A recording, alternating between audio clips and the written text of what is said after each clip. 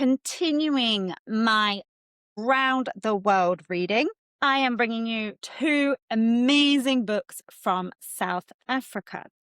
Hi everyone, I'm Steffi from Books That Teach Us, and I read books and share what I learn from them. And I learned so much from these two books. You have no idea. First, before I dig into our first book, Trevor Noah's Born a Crime, a word from our sponsor, My Book Globe, where I have just added South Africa, the Philippines. I read my first book by a Filipino author, and I've just checked out a book from Senegal. So it's starting to fill up my countries. Go check it out.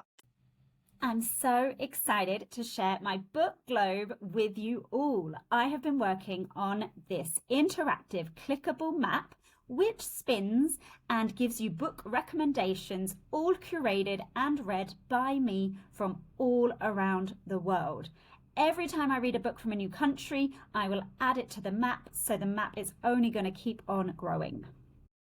Now, I would say I'm like a moderate Trevor Noah fan. I don't think I would necessarily have picked up his autobiography, but I am so glad I did. I actually picked it up because my parents went to South Africa and I wanted to get them a book, and I bought my dad this book and I bought my mum the second book that I'm going to talk about afterwards. Oh my gosh, I actually don't know where to begin with this book because, and I have to admit this, first of all, I was very ignorant of lots of things about South Africa. I really didn't know that much of the history. Obviously, I know a little bit about apartheid and Nelson Mandela. And other than that, my knowledge was very, very limited. And this book just absolutely blew my mind open. This might be news to some of you like it was to me. And I think one of the scariest things is that things like apartheid were so recent in history.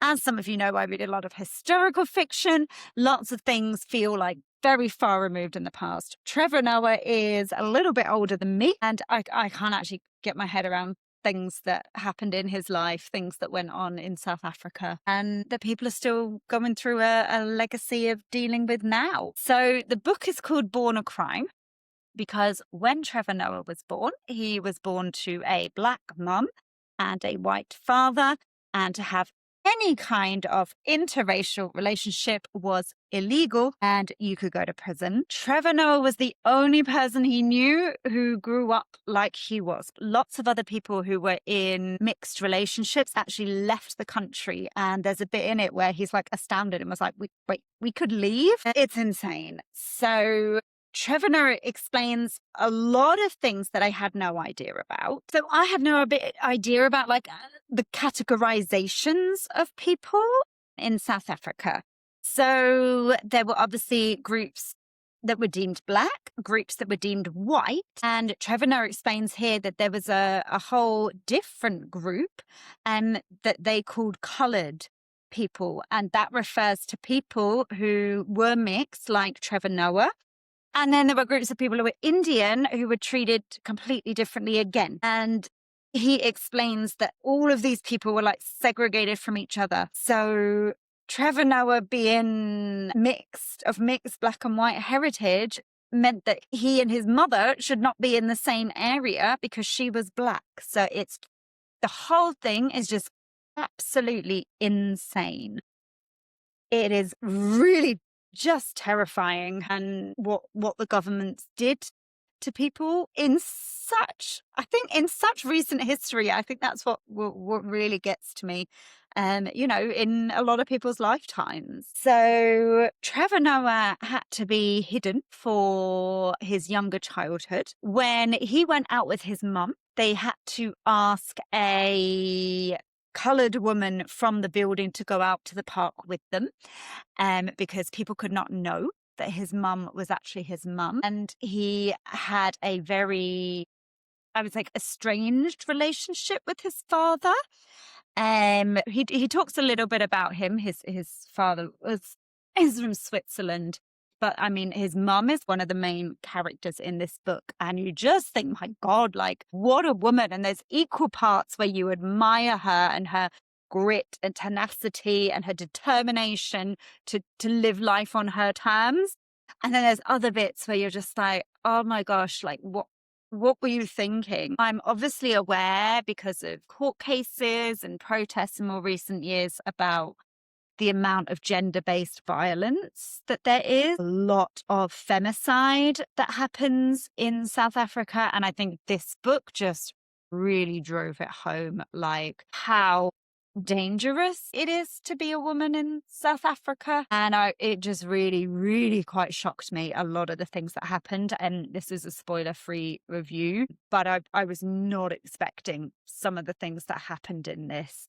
And there's some parts that are very violent, very upsetting. And I guess it surprised me a little bit because we obviously know Trevor Noah as a comedian, and there are some bits of the book that are very, very funny. And then there's some bits that are just so raw and pretty upsetting. So just a kind of a trigger warning there. I actually found in the library from school where I work that there is a young reader version of this. So that's quite interesting. So I imagine they've had to adapt some of the violence that happened for younger readers. Although it's very true, but I guess it must be written about in a different way in the young reader version of it. There's some amazing things that Trevor Noah did in this. So he talks a lot about how he has these influences of all these different languages.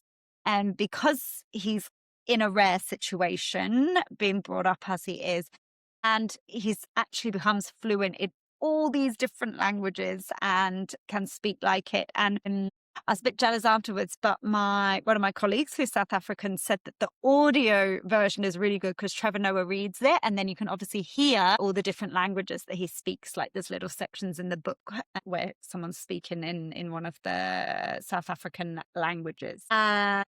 There's some like really fun bits where he's talking about how he started to make money, and they would basically like download music, make CDs and sell them to van drivers, and him and his mates would just have like this great time making loads of money.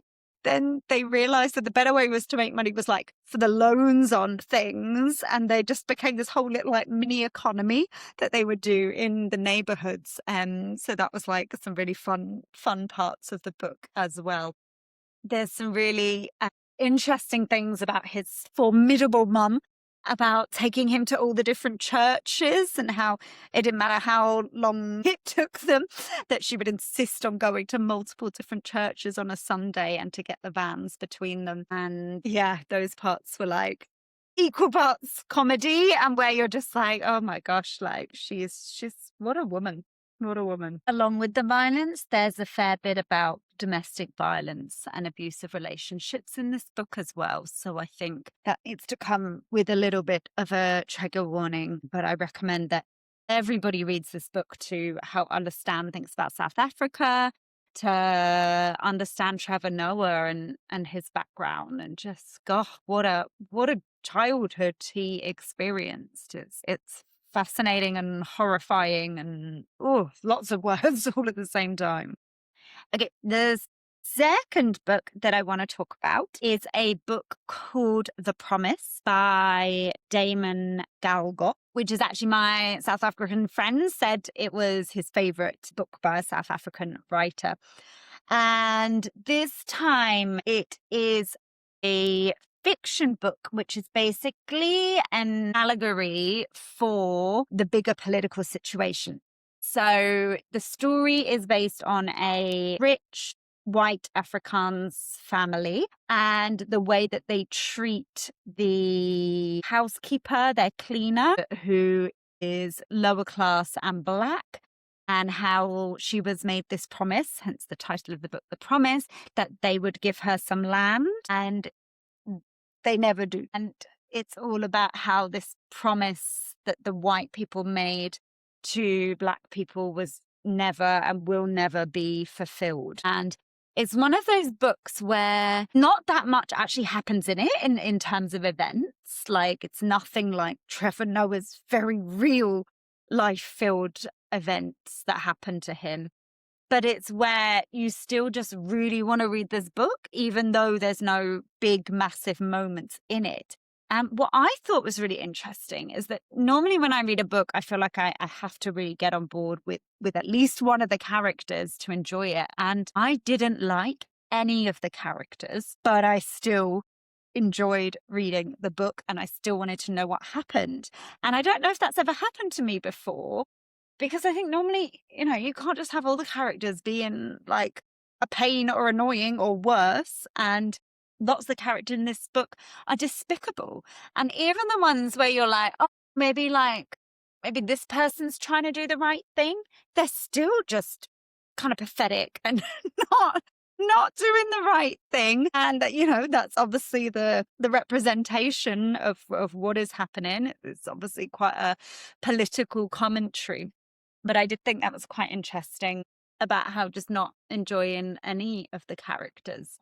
It's all set from the 1980s through to kind of more current day. And so there's a little bit about the politics in the background and about the army and unrest and a lot of things about checkpoints and people being stopped from driving and things that I kind of learned through that. But it's really a very powerful book without feeling too caught up with any of the characters in it. So yeah, if you want to learn about South Africa, I definitely recommend these two books. If you've got any more South African recommendations or a book that you've read from a country in the world that is not on my book globe yet, then let me know below.